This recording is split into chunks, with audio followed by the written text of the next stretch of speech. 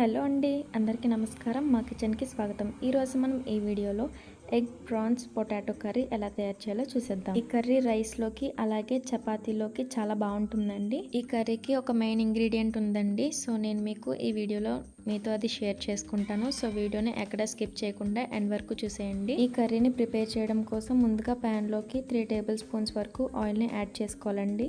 ఇప్పుడు దాంట్లోకి 2 బిర్యానీ ఆకులు, 2 దాల్చిన చెక్క, 4 మరాఠీ మొగ్గలు యాడ్ చేసుకొని ఒక 2 మినిట్స్ పాటు ఫ్రై చేసుకోవాలండి. ఇప్పుడు దాంట్లోకి 3 సన్నగా కట్ చేసుకున్న ఆనియన్స్ని దీంట్లోకి యాడ్ చేసుకొని ఒకసారి బాగా కలుపుకోండి.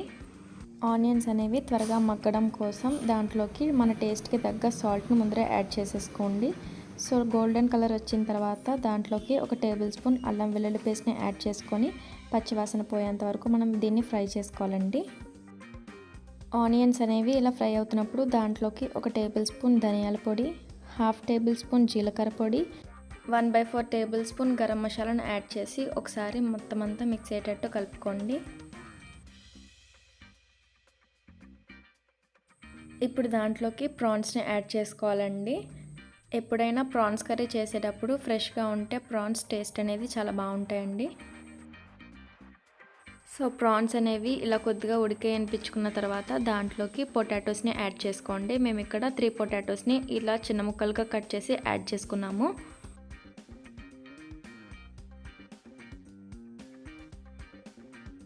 సో ఒకసారి ఇలా బాగా మిక్స్ చేసుకున్న తర్వాత ఒక 10 మినిట్స్ పాటు ప్లేట్ పెట్టేసి అలా ఉంచేయండి.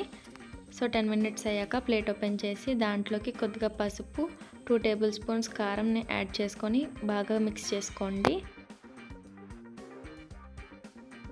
ఒకసారి ఇలా బాగా కలిపిన తర్వాత దాంట్లోకి ఒక 1.5 కప్ వరకు వాటర్ని యాడ్ చేసుకొని బాగా మిక్స్ చేసుకోండి.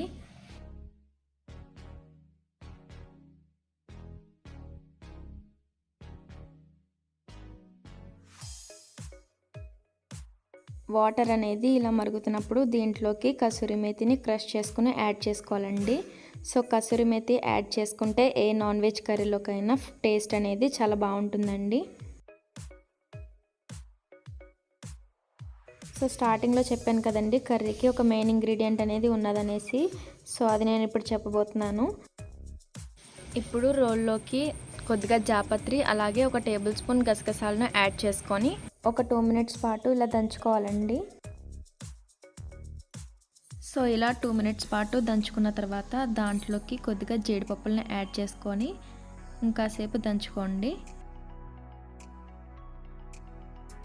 సో జీడిపప్పులు యాడ్ చేసిన ఒక 5 నిమిషాల పాటు ఇలా కచ్చాపిచ్చాగా దంచుకుంటే సరిపోతుందండి. ఇలా దంచుకున్న దాన్ని ఇప్పుడు ఒక బౌల్లోకి తీసుకుని పక్కన పెట్టుకుందామండి.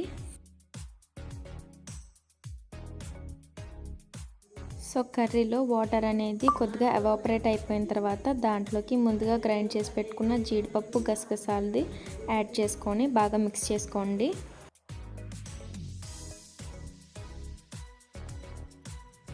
సో ఇప్పుడు కర్రీలోకి మనం ఎగ్స్ని బ్రేక్ చేసుకుని యాడ్ చేసుకోవాలండి.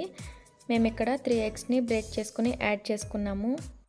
ఈ కర్రీకి ఇది కూడా స్పెషలేనండి. జనరల్గా అందరూ బాయిల్డ్ ఎగ్స్ని యాడ్ చేస్తాము, కానీ ఇక్కడ మనం ఈ కర్రీలో ఎగ్స్ని బ్రేక్ చేసుకొని యాడ్ చేసుకుంటాము. సో ఎగ్స్ని యాడ్ చేసుకున్న తర్వాత ఒకసారి మొత్తం అంతా బాగా మిక్స్ చేసుకోండి.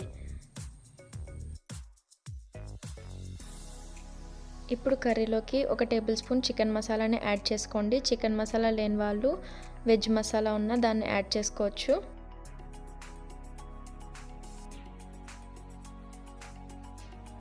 సో ఈ టైంలో మనం సాల్ట్ అనేది మన టేస్ట్కి తగ్గట్టు సరిపోయిందో లేదో చూసుకోండి.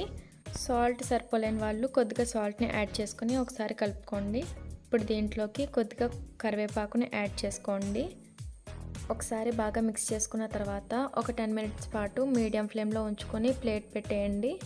సో 10 మినిట్స్ అయిపోయాక ప్లేట్ ఓపెన్ చేసి కొద్దిగా కొత్తిమీరతో గార్నిష్ చేసుకుంటే అంతేనండి, ఎంతో టేస్టీగా ఉండే prawns egg potato curry ready అయిపోయిందండి. సో మీరు కూడా ఖచ్చితంగా మీ ఇంట్లో ట్రై చేయండి.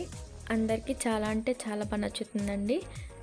ఈ వీడియో కనుక మీకు నచ్చినట్లయితే లైక్ చేయండి, షేర్ చేయండి. అలాగే మరెన్నో ఇలాంటి వీడియోస్ కోసం మన ఛానల్ను సబ్స్క్రైబ్ చేసుకొని సపోర్ట్ చేయడం మాత్రం మర్చిపోకండి. Thank you for watching.